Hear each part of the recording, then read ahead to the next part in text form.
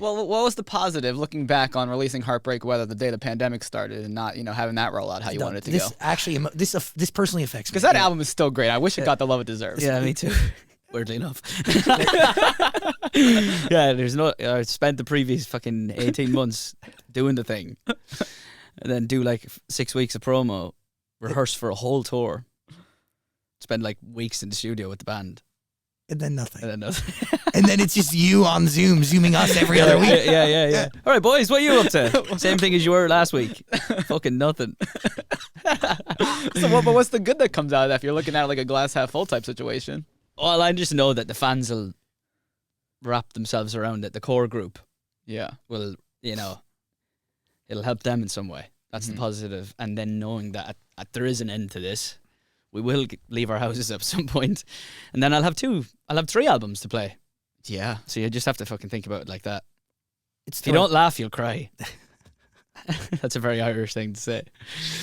But it's true. Yeah. But the other case I'd make is like that album exists. It's an incredible body of work. And as people come into this new body of work, they're then going to trickle right into the old album.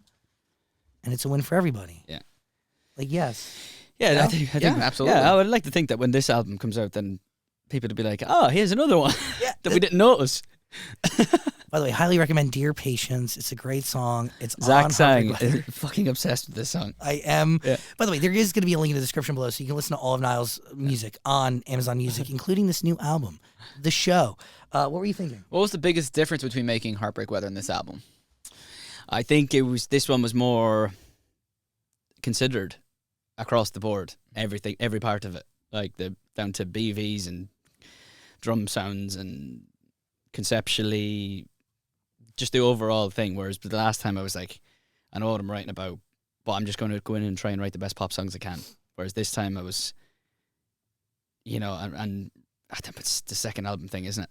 And then this time I was just a bit more, I know exactly what I'm going to say. Like, even down to the point where I'd start writing a song on a specific concept, and if I didn't think that the song was as good as the concept, I'd scrap it and start again instead of wasting my own time. Instead of sitting there for like 7 hours writing a song and then going, I don't even like that. Just save a good concept for a good song. So I actually ended up writing a lot less.